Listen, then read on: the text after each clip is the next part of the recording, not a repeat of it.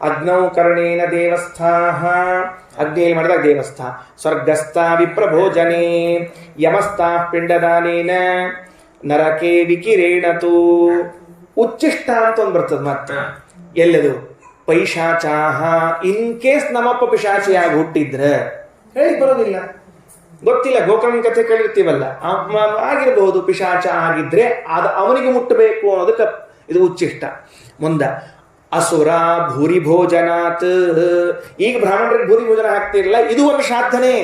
ಇದರಿಂದ ಯಾರಿಗೆ ಹೋಗ್ತದೆ ಅಂದ್ರೆ ನಮ್ಮಪ್ಪ ಅಸುರ ಜಾತಿಯಲ್ಲಿ ಹುಟ್ಟಿದ್ರೆ, ಅಸುರ ಯೋನಿಯಲ್ಲಿ ಹುಟ್ಟಿದ್ದಿದ್ರೆ ಅವನಿಗೆ ಮುಟ್ಟಬೇಕು ಶ್ರಾದ್ದ ಅಂತ ವ್ಯವಸ್ಥೆ ಅದು. ಮುಂದ ಅಲ್ರಿ, ಅಕಸ್ಮಾತ್ ನಮ್ಮಪ್ಪ ಮುಂದಿನ ಜನ್ಮದಾಗೂ ಮತ್ತೆ ಮನುಷ್ಯ ಆಗಿ ಹುಟ್ಟಿದ್ರೆ ದಕ್ಷಿಣೇನ ಮನುಷ್ಯಾದ್ಯಾಹ. ಊಟ ಆದ್ಮೇಲೆ ದಕ್ಷಿಣೆ ಕೊಡ್ತಿರಲ್ಲ ಶ್ರಾದ್ದದ್ದು, ಅದು ಮನುಷ್ಯ ಜನ್ಮದಲ್ಲಿ ಹುಟ್ಟಿದ ಅಪ್ಪನಿಗೆ ಮುಟ್ಟುವ ಶ್ರಾದ್ದ ಅದು. ಸಪ್ತ ಶ್ರಾದ್ಧೆ ಸಪ್ತ ವಿಧೀಯತೆ. ಹಿಂಗೆ 7 ರೀತಿಯಿಂದ ಆಗುವಂತಹದ್ದು. ಒಟ್ಟು 40 ಭಾಗ ಬರೀ ಶ್ರಾದ್ದ. ಹೌದೌದು, ದಕ್ಷಿಣೆ ಕೊಡೋ ತನಕ ಶ್ರಾದ್ದನೆ. ದಕ್ಷಿಣೆ ಕೊಟ್ಟ ಮೇಲೆ ಶ್ರಾದ್ದ ಮುಗೀತಲ್ಲಿ. ದಕ್ಷಿಣೆ ಕೊಡೋದು ಶ್ರಾದ್ದ ಮುಗಿಯಂಗಿಲ್ಲ, ಮತ್ತು ದಕ್ಷಿಣೆ ಕೊಟ್ಟ ಮೇಲೆ ಶ್ರಾದ್ದ ಮುಗೀತದೆ. ಯಾಕಂದ್ರೆ ಅದು ಮನುಷ್ಯ. ಇನ್ನೊಂದು ಕಡೆಗೆ ನಮ್ಮಪ್ಪ ಮನುಷ್ಯ ಹುಟ್ಟಿದ್ದ ಅಂದ್ರೆ ಅವ್ನು ಕೊಡ್ಬೇಕಲ್ಲ, ಮುಟ್ಟಿಸ್ಬೇಕಲ್ಲ ಮತ್ತ ಅವನು. ಅದಕ್ಕೆ ಅಗ್ನೌ ಕರ್ಣೇನ ದೇವಸ್ಥಾಃ ಸ್ವರ್ಗಸ್ಥ ವಿಪ್ರಭೋಜನೆ. ಅಕಸ್ಮಾತ್ ನನ್ನ ತಂದೆ ದೇವತೆಯಾಗಿದ್ದ, ಶ್ರಾದ್ದ ಮಾಡಿದೆ, ಅವನಿಗೆ ಮುಡ್ತದ ಅಂತಿರ್ಲಿ. ಏನು ಮುಡ್ತದ ಅಂತ ಪ್ರಶ್ನೆ ಈಗ ಮಾತ್ರ. ಬರೀ ಮುಡ್ತದ ಅಂತ ಹೇಳ್ಕೊತ ಹೋಗ್ಬಿಡೋದು. ಏನ್ ಮುಡ್ತದ ಅಂತ ಹೇಳಿದ್ರೆ ತಸ್ಯ ಅನ್ನಂ ಅಮೃತಂ ಭೂತ್ವ ದೇವತ್ವೇಪ್ಯನುಯಾತಿ ಚ. ಅವರಿಗೆ ಅಮೃತ ರೂಪದಲ್ಲಿ ಸಿಗ್ತದ ಅವತ್ತು ಶ್ರಾದ್ದ ಮಾಡಿದ್ದಾದ್ರೆ. ಎರಡನೇದ್ದು, ಅಕಸ್ಮಾತ್ ತಮ್ಮ ಪಶು ಆಗಿದ್ರೆ, ಅಪ್ಪ ಪಶು ಆಗಿ ಹುಟ್ಟಿದ ಅಂದ್ರೆ ಪಶುತ್ವೇ ಚತೃಣಂ ಭವೇತ್. ಒಳ್ಳೆ ಹಸಿ ಹುಲ್ಲು ಸಿಗ್ತಕ್ಕಂಥದ್ದಾಗಿದೆ. ಪಿತೃಗಳು ಪಕ್ಷಿಗಳಾಗಿ ಹುಟ್ಟಿದ್ರೆ ಫಲಂ ಭವತಿ ಪಕ್ಷಿತ್ವೇ. ಹಣ್ಣಾಗಿ ಬರ್ತದಂತ, ಮುಡ್ತದಂತ. ಎಷ್ಟು ವಿಚಿತ್ರದ ನೋಡ್ರಿ. ಅಕಸ್ಮಾತ್ ಅಪ್ಪ ಏನಾಗಿದ್ದ, ರಾಕ್ಷಸನಾಗಿ ಹುಟ್ಟಿದ್ರೆ, ಅದೇ ಈಗ ಹೇಳಿದಲ್ಲ ಅಸುರ ಪಸುರ ಇಲ್ಲ, ಹಂಗೆ ಹುಟ್ಟಿದ್ರೆ ರಾಕ್ಷಸೇಶು ತಥಾ ಮಿಷಂ, ಮಾಂಸ ಆಗಿ ಹುಡ್ತದಂತ. ಹೌದು, ಮತ್ತೆ ಅವ ಮಾಂಸ ಭೋಜನ ಮಾಡ್ತಾನೆ, ಅದಕ್ಕೆ ಕೊಡ್ಬೇಕು ಅವಂಗ. ಅವ ಏನ್ ಮಾಡ್ಲಿಕ್ಕೆ ಬರ್ತದೆ, ಚಾನ್ಸ್ ಏನದ. ಇನ್ನ ಮನುಷ್ಯತ್ವೇ ಅನ್ನಪಾನಾದಿ. ಮನುಷ್ಯನಾಗಿದ್ದ ಅಂತಂದ್ರೆ ಅನ್ನಪಾನಾದಿಗಳು ಬರ್ತದೆ. ಅಕಸ್ಮಾತ್ ಇವ ಶ್ರಾದ್ದ ಮಾಡೋ ಕಾಲಕ್ಕೆ ಅವಿನ್ನೂ ಶಿಶುವಾಗಿ ಇದ್ರೆ ಏನ್ ಮಾಡ್ಬೇಕು ಅಂತ ಒಂದು ಪ್ರಶ್ನೆ ಇದೆ. ಇವ ಶ್ರಾದ್ದ ಮಾಡ್ಲಿಕ್ಕೆ ನಾವು ಇನ್ನು ಈಗ ಹುಟ್ಟ್ಯಾನ ಜಸ್ಟ್ ಅಂದ್ರೆ ಬಾಲ್ಯೆ ಭೋಗ ರಸೋ ಭವೇತ್. ಅವತ್ತು ತಾಯಿ ಹಾಲು ಸಮೃದ್ಧವಾಗಿ ಸಿಗ್ತದಂತ ಕೂಸಿಗೆ. ಯಾಕಂದ್ರೆ ಅವ ಅಲ್ಲಿ ಮಗ ಶ್ರಾದ್ದ ಮಾಡ್ಲಿಕ್ಕೆ ಅದಕ್ಕೆ ಮುಡ್ತದ ಅಂತ ವ್ಯವಸ್ಥೆ ಮಾಡಿ. ಅವ್ರವ್ರಿಗೆ ಏನೇನು ಮುಡ್ತದ, ಹೆಂಗೆ ಮುಡ್ತದ ಅಂತ ಅನ್ನೋದಕ್ಕೆ ತಿಳಿಸಿಕೊಡ್ತಕ್ಕಂಥವರಾಗಿದ್ದಾರೆ. ಇರ್ಲಿ, ಈಗ ಆಯ್ತಾ, ಏನಾಯ್ತು, 7 ವಿಧವಾದ ಶ್ರಾದ್ದ. ಅದನ್ನ ಶ್ರಾದ್ದ ಮಾಡುವಾಗ ಎಲ್ಲವೂ ಪ್ರತಿಯೊಂದು ಶ್ರಾದ್ದಕ್ಕೆ ಸೇರ್ತದೆ. ಏನೇನು ಫಲ ಸಿಗ್ತದೆ, ಎಲ್ಲೆಲ್ಲಿದ್ದವರಿಗೆ ಸಿಗ್ತದ ಅಂತ ಒಂದು ಅಂಶವನ್ನು ನೋಡ್ಕೊಂಡು ಬಂದಿ. ಇನ್ನು ಮುಂದೆ ಏನ್ ಮಾಡೋದು ಅಂತಂದ್ರೆ, ಈ ಶ್ರಾದ್ದವನ್ನ ಮಾಡಿದವರು ಯಾರು ಅಂತ ಪ್ರಶ್ನೆ ಈಗ ನಮ್ಗೆ. ಮಾಡಿದವರು ಯಾರು ಅಂದ್ರೆ ಏನ್ರಿ ಆಚಾರ, ಏನ್ ಹಂಗೆ ಹೇಳಿದ್ರೆ ಅಂದ್ರೆ ಶ್ರಾದ್ದವನ್ನ ಮೊದಲು ಮಾಡಿದವರು ಯಾರು ಅಂತ. ಫಸ್ಟ್ ಪ್ರಾರಂಭ ಮಾಡಿದವ್ರು ಬೇಕಲ್ಲ ಮತ್ತೆ ಶ್ರಾದ್ದವನ್ನ. ಉದ್ದಕ್ಕೆ ಹಂಗ ನಾನ ಮಾಡ್ಕೊಂಡು ಬಂದಿನೋ, ಯಾರು ಮಾಡ್ಯಾರ ಮತ್ತೆ ಶ್ರಾದ್ದ ಯಾರು ಮಾಡ್ಯಾರ ಅಂತ ಕೇಳಿದ್ರೆ, ಮೊಟ್ಟ ಮೊದಲು ಶ್ರಾದ್ದವನ್ನ ಮಾಡಿದವರು ವರಾಹ ದೇವರು. ವರಾಹ ದೇವರು ಶ್ರಾದ್ದವನ್ನ ಪ್ರಪ್ರಥಮದಲ್ಲಿ ಮಾಡಿದ್ದಾರೆ. ಅವರು ಮಾಡಿ ಶುರು ಮಾಡಿದ್ಮೇಲೆ ಉಳಿದವರೆಲ್ಲ ನಾವು ಶ್ರಾದ್ದವನ್ನ ಮಾಡ್ಲಿಕ್ಕೆ ಶುರು ಮಾಡಿದ್ದೇವೆ. ಶುರು ಮಾಡುತ್ತಿ ಏನು ಅಂತ ತಿಳ್ಕೊಂಡ್ರೆ, ಮಹಾಭಾರತದ ಶಾಂತಿ ಪರ್ವದಲ್ಲಿ ನಾರದರು ನರನಾರಾಯಣರ ಮನೆಗೆ ಹೋಗ್ತಾ ಇದ್ದಾರೆ. ನಾರದರೇ ಹೋಗ್ತಿದ್ದಾರೆ. ಹೋದಾಗ ನರನಾರಾಯಣಾಶ್ರಮ ಬದ್ರಿಕಾಶ್ರಮಕ್ಕೆ ಹೋಗಿದ್ದಾರೆ.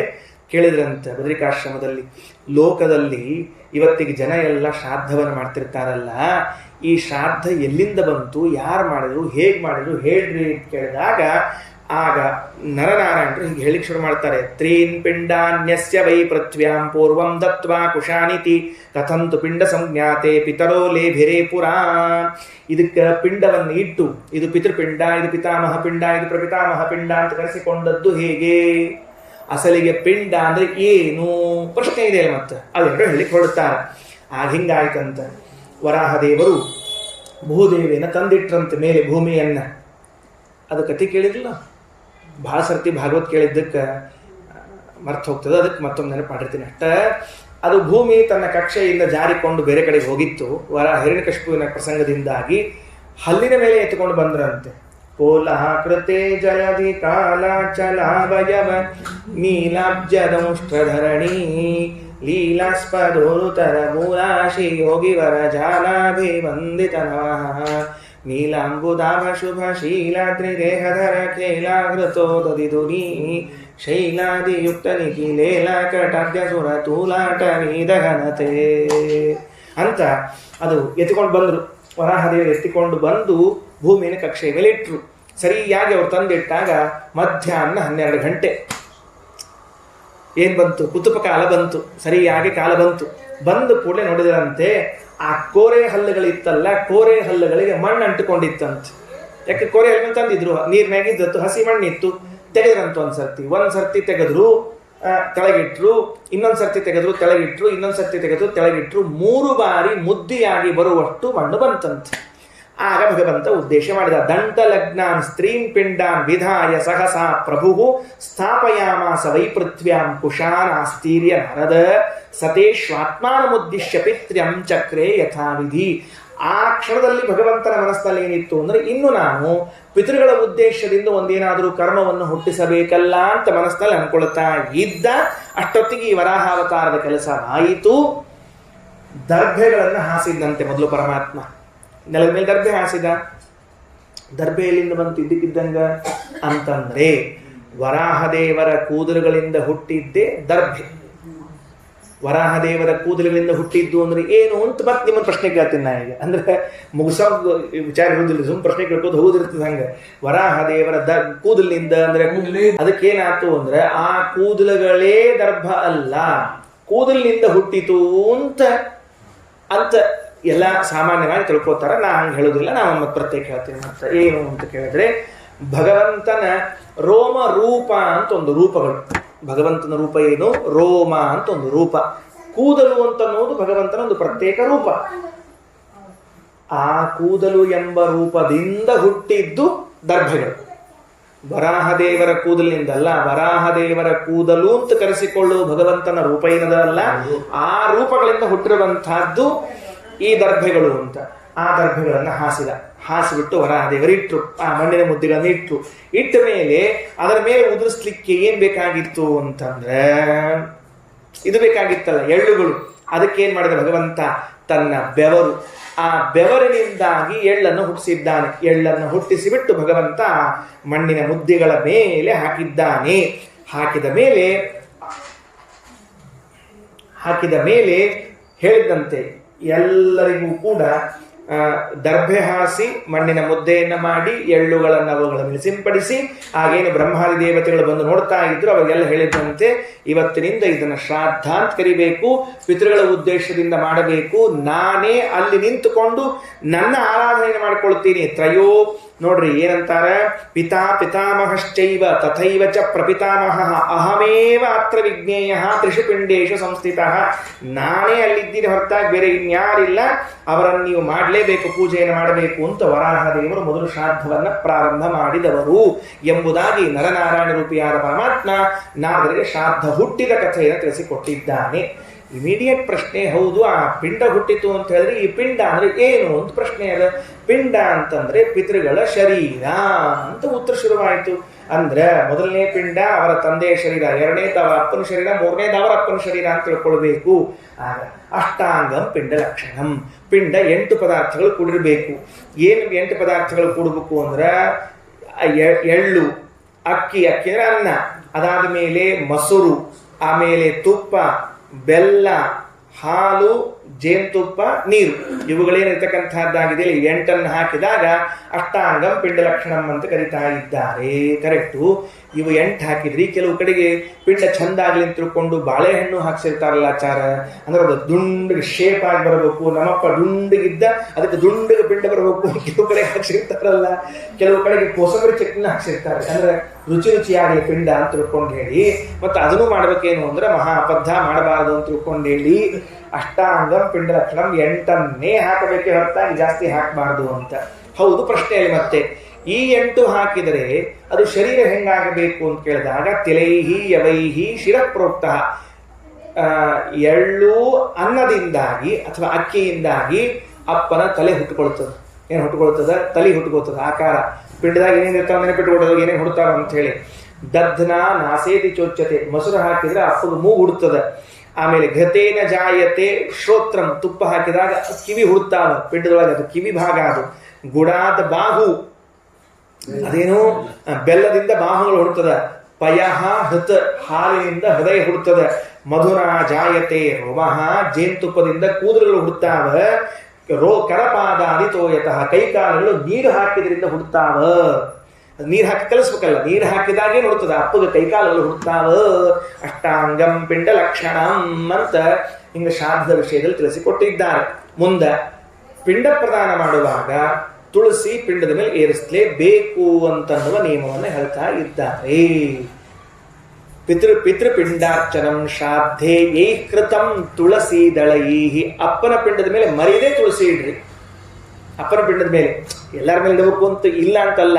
ಪಿತೃಪಿಂಡಾರ್ಚನಂ ಶ್ರಾದ್ಧೆ ಏಕೃತಂ ತುಳಸಿ ದಳೈಹಿ ಪ್ರೀಣಂತಿ ಪಿತರಸ್ತಸ್ಯ ಯಾವತ್ ಚಂದ್ರಾರ್ಕ ಮೇದಿನಿ, ಸೂರ್ಯಚಂದ್ರ ಇರೋ ತನಕ ಆ ಮಗನ ಮೇಲೆ ಪ್ರೀತಿ ಸುರಿಸ್ತಿರ್ತಾರ ಅಪ್ಪಂದ್ರು ಅಂತ ತಿಳ್ಕೊಂಡು ಹೇಳಿದ್ದಾರೆ.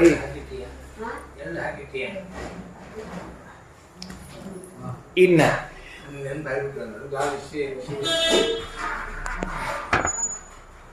ಶ್ರಾದ್ದ ಕಾಲದಲ್ಲಿ ವರಾಹದೇವರ ಸ್ಮರಣೆ ಆಗಬೇಕು. ಸಾಮಾನ್ಯವಾಗಿ ಜನಾರ್ದನ ಸ್ಮರಣೆ ಆಗ್ತದೆ. ಸುಂದರೀಪತಿ ಜನಾರ್ದನ ಸ್ಮರಣೆ ಶುರುವಾಗಿದೆ, ಇಲ್ಲ ಅಂತಲ್ಲ. ವರಾಹನ ಸ್ಮರಣೆಯನ್ನು ಅವಶ್ಯವಾಗಿ ಮಾಡಲೇಬೇಕು. ಶ್ರಾದ್ದಾನ್ನಿತು ಸಮಭ್ಯರ್ಚ ನೃವರಾಹಂ ಜನಾರ್ದನಂ, ಹೇಮಾದ್ರಿ ಎನ್ನುವಂತಹ ಗ್ರಂಥದಲ್ಲಿ ವಿಷ್ಣು ಧರ್ಮೋತ್ತರ ಪುರಾಣದ ವಾಕ್ಯವನ್ನು ಹೇಳ್ತಾ ಏನ್ ಮಾಡಬೇಕು ಅಂತ ಹೇಳ್ಯಾರ, ವರಾಹದೇವರ ಸ್ಮರಣೆಯನ್ನ ಅವಶ್ಯವಾಗಿ ಮಾಡಲೇಬೇಕು ಅನ್ನುವಂತಹದ್ದನ್ನು ತಿಳಿಸಿಕೊಟ್ಟಿದ್ದಾರೆ. ಇದಾದ ಮೇಲೆ ಇನ್ನೂ ಅನೇಕ ಮಾತುಗಳೆಲ್ಲ ಇವೆ.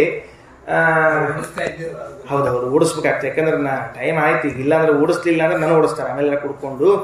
ಅದಕ್ಕೆ ಇರಲಿ, ಏನೇನು ಪದಾರ್ಥಗಳನ್ನು ಬಳಸಬೇಕು ಇತ್ಯಾದಿಗಳೆಲ್ಲವೂ ಇದೆ, ಇರಲಿ.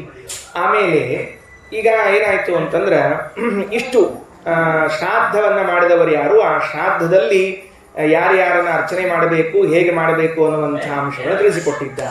ಆಯಿತು. ಶ್ರಾದ್ದ, ಅದರಲ್ಲಿ ಬರುವಂತಹ ಭಾಗಗಳು, ಪಿಂಡ ಪ್ರದಾನ. ಪಿಂಡ ಅಂದ್ರೆ ಅವರ ತಂದೆಯ ಶರೀರ ಅಂತ ತಿಳಿದುಕೊಂಡು ಹೇಳಿದಂತಾಯಿತು. ಇನ್ನು ಮುಂದೆ ಶ್ರಾದ್ದದಲ್ಲಿ ಬರುವಂತಹ ಕೆಲವು ಮಂತ್ರಗಳು, ಅದರಲ್ಲಿ ಬ್ರಹ್ಮದಂಡಂ ಗೃಹೀತ್ವ ಅಂತಂದು ಬರ್ತದೆ.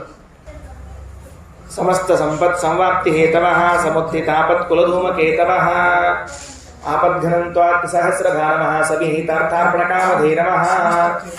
ಅದು ಎದಕ್ಕೆ ಅಂತ ಒಂದು ಪ್ರಶ್ನೆ ಆಗುತ್ತೆ. ಅದಕ್ಕೆ ಬ್ರಹ್ಮದಂಡ ಅಂತ ಕರೀತಾರೆ. ಅದರಲ್ಲಿ ಏನೇನು ಇಟ್ಟುಕೊಂಡಿರ್ಬೇಕು ಅಂತ ಹೇಳ್ಯಾರ. ಅದರೊಳಗೆ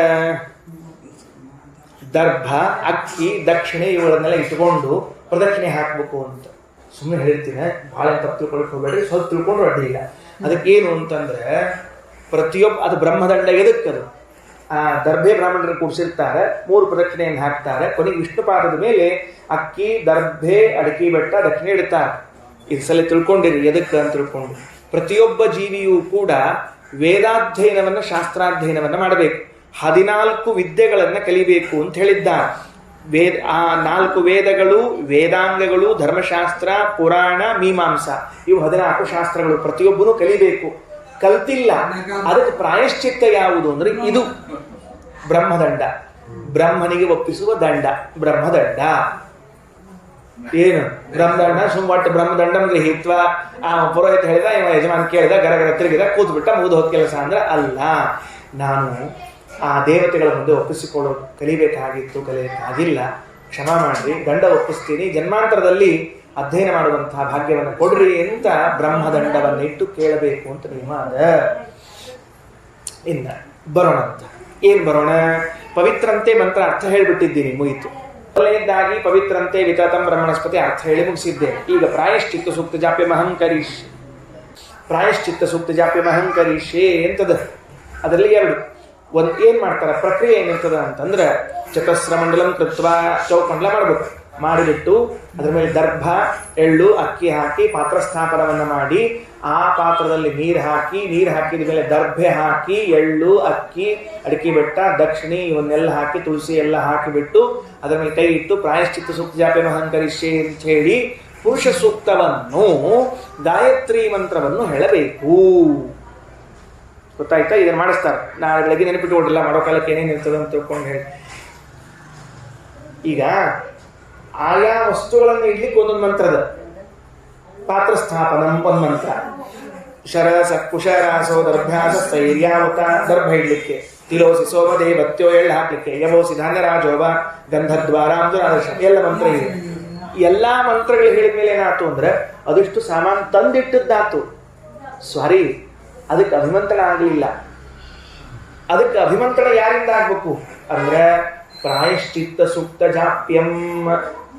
ನಾನು ಇನ್ನು ಮುಂದೆ ಶ್ರಾದ್ದದಲ್ಲಿ ಮಾಡಬಹುದಾದ ಅಪರಾಧಗಳ ಪರಿಹಾರಕ್ಕಾಗಿ ಮೊದಲೇ ಪ್ರಾಯಶ್ಚಿತ್ತ ಸೂಕ್ತವನ್ನು ಹೇಳ್ಬಿಡ್ತೇನೆ. ಇದು ಹೆಂಗದ ಅಂದ್ರೆ ಮೊದಲೇ ದಂಡ ಕಟ್ಟಿ ಆಮೇಲೆ ಟ್ರಾಫಿಕ್ ರೂಲ್ಸ್ ಉಲ್ಲಂಘನೆ ಮಾಡಿದಂಗೆ ಲೆಕ್ಕ ಇದೆ. ಗೊತ್ತಾಯ್ತಾ? ಶ್ರಾದ್ದದಲ್ಲಿ ಏನೇನು ತಪ್ಪುಗಳಾಗ್ತಾವ ನಮ್ಮಲ್ಲಿ ಅಂತ ಕೇಳಿದ್ರೆ ಸಾಮಾನ್ಯವಾಗೆಲ್ಲ ಚಲೋತ್ತಾಗೆ ಮಾಡ್ತಿರ್ತೀವಿ. ನಾವು ಏನೇನು ತಪ್ಪುಗಳನ್ನು ಮಾಡ್ತಿರ್ತೀವಿ ಅಂದ್ರೆ ಮಡಿಯನ್ನ ಸರಿಯಾಗಿ ಮಾಡದೇ ಮಾಡುವಂತಹ ಶ್ರಾದ್ದಗಳು, ಶೌಚ, ಆಮೇಲೆ ಅಕ್ರೋಧನಂ ಅತ್ವರಂ ಶೌಚಂ ತ್ರೀಣಿ ಶ್ರಾದ್ಧೆ ಪ್ರಶಂಸಂತಿ. 3 ಶ್ರಾದ್ದದಲ್ಲಿ ಅತ್ಯಂತ ಪ್ರಶಸ್ತವಾದದ್ದು ಸಿಟ್ಟು ಮಾಡಿಕೊಳ್ಳಬಾರದು. ಶ್ರಾದ್ದ ಮಾಡುವ ಕಾಲಕ್ಕೆ ಎಂದೆಂದೂ ಸಿಟ್ಟಿಗೆ ಏಳಬಾರದು. ಅವಸರ ಮಾಡಿ ಶ್ರಾದ್ದವನ್ನು ಮಾಡಬಾರದು. ಶುದ್ಧಿಯಿಂದ ಶ್ರಾದ್ದವನ್ನು ಮಾಡಬೇಕು. ಕುತುಪ ಕಾಲದಲ್ಲಿ ಮಾಡಬೇಕು.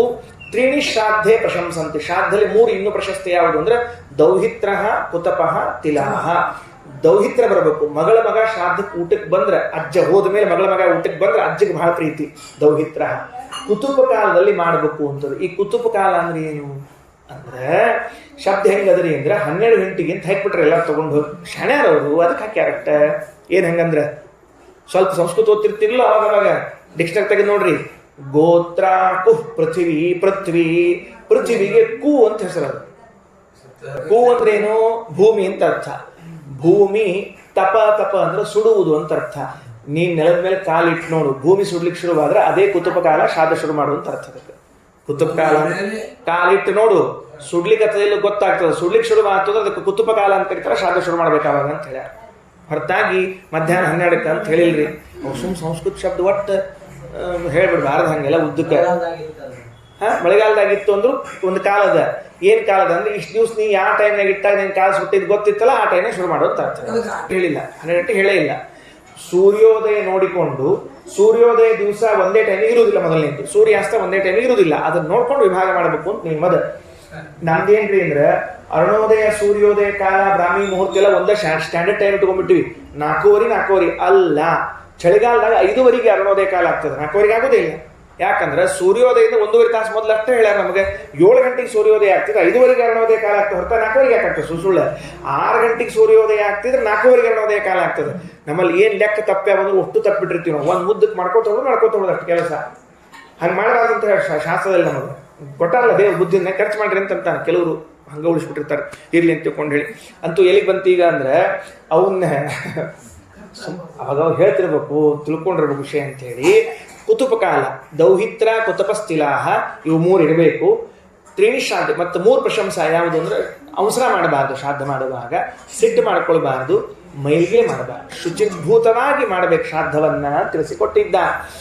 ಈ ಶ್ರಾದ್ದದಲ್ಲಿ ಏನು ತಪ್ಪು ಮಾಡ್ತೀವಿ ಅಂತ ಕೇಳಿದ್ರೆ, ಮೊದಲನೇದು ಸಿಟ್ಟಿಗೆ ಹೇಳೋದು, 2ನೇದು ಮೈಲಿ, 3ನೇದು ಅವಸರ. ಇವೆಲ್ಲ ಈ ಪಾಪಗಳ ಪ್ರಾಯಶ್ಚಿತ್ತಕ್ಕಾಗಿ ಪುರುಷ ಸೂಕ್ತವನ್ನು ಮಾಡಬೇಕು.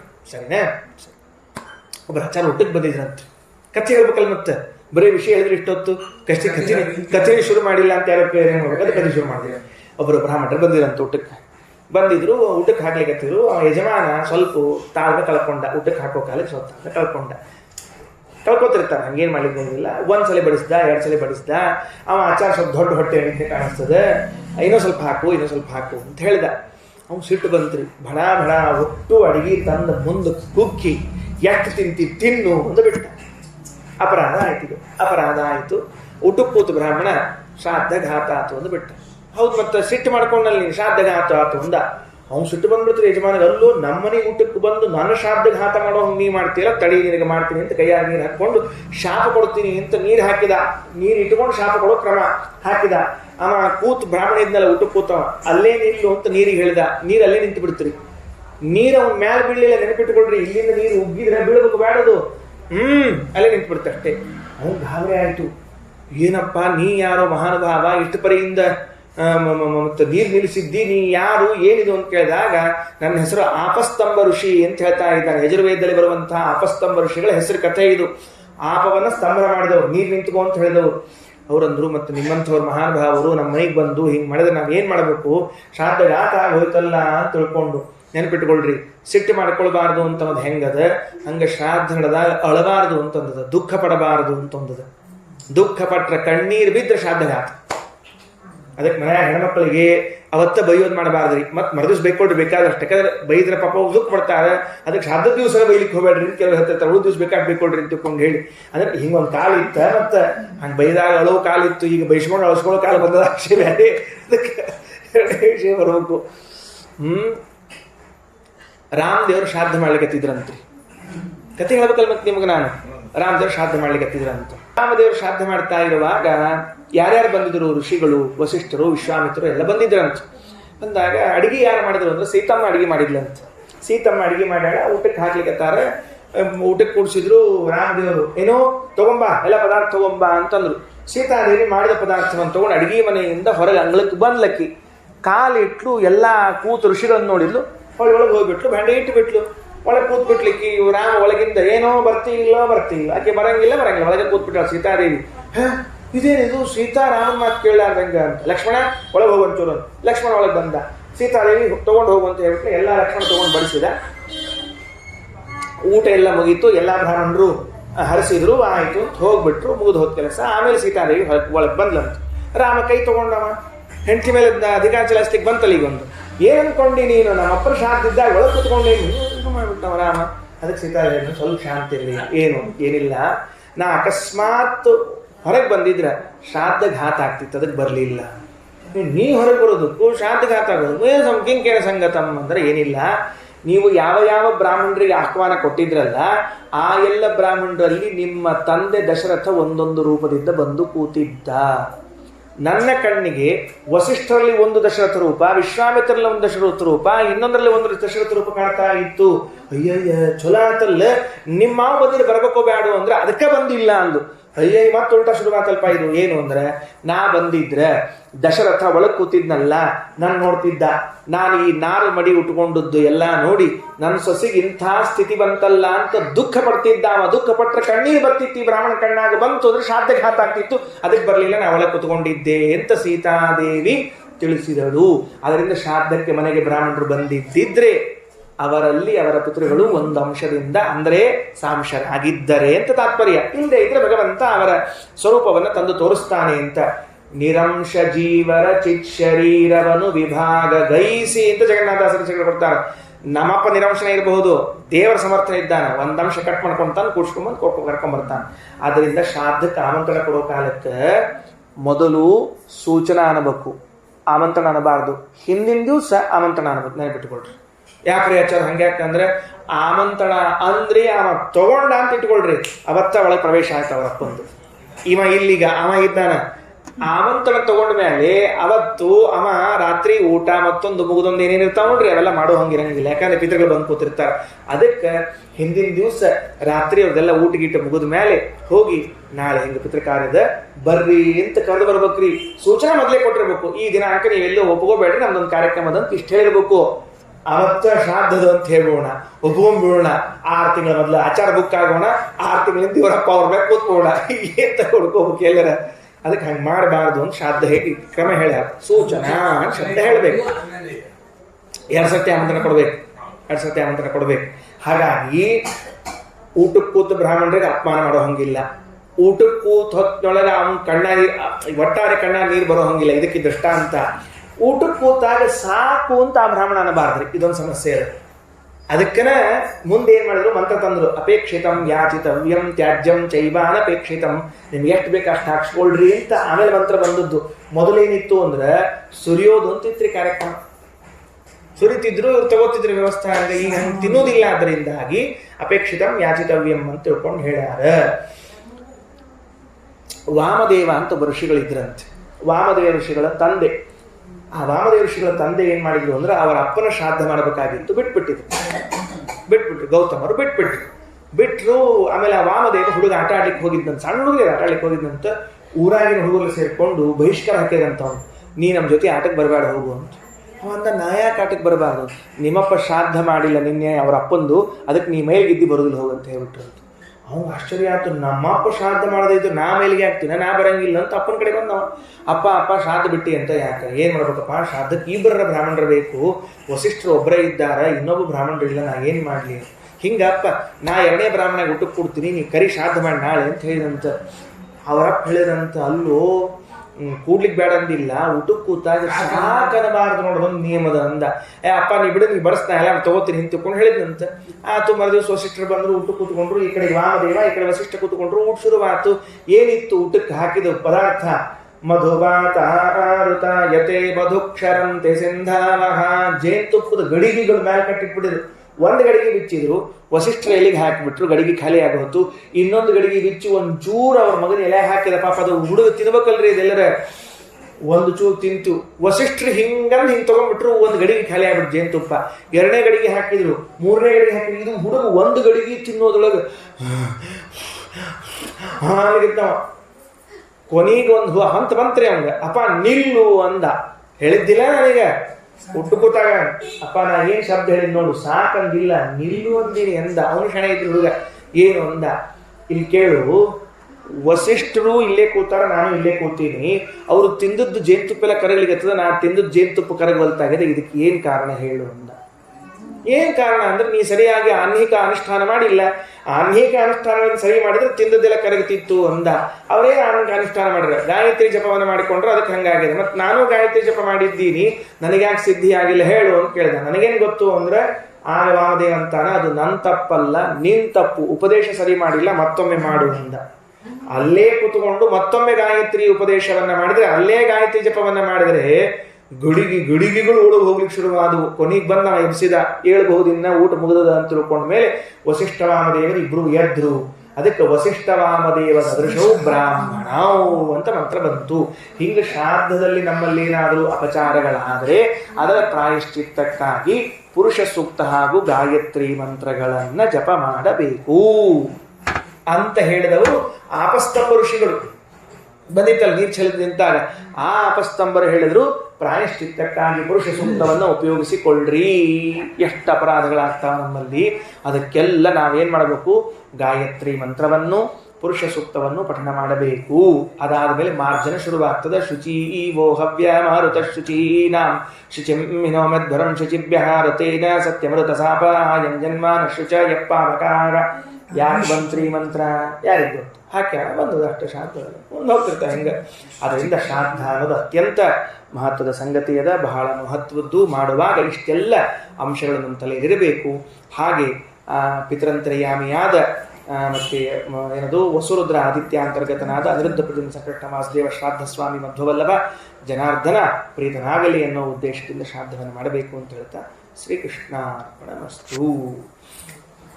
ಅಕ್ಷಯಂ ಕರ್ಮ ಯಸ್ಮಿನ್ ಪರೇ ಸ್ವರ್ಪಿತಂ ಪ್ರಕ್ಷಯಂ ಯಾಂತೆ ದುಃಖಾನಿ ಯನ್ನಾಮತಃ ಅಕ್ಷರೋ ಯೋಜರಃ ಸರ್ವದೈವಾಮೃತಃ ಕುಕ್ಷಿಗಂ ಯಸ್ಯ ವಿಶ್ವಂ ಸದಾ ಜಗತಿ ಪ್ರೀಣಯಾಮೋ ವಾಸುದೇವಂ ದೇವತಾಮಂಡಲ ಖಂಡಮಂಡಲ ಪ್ರೀಣಯಾಮೋ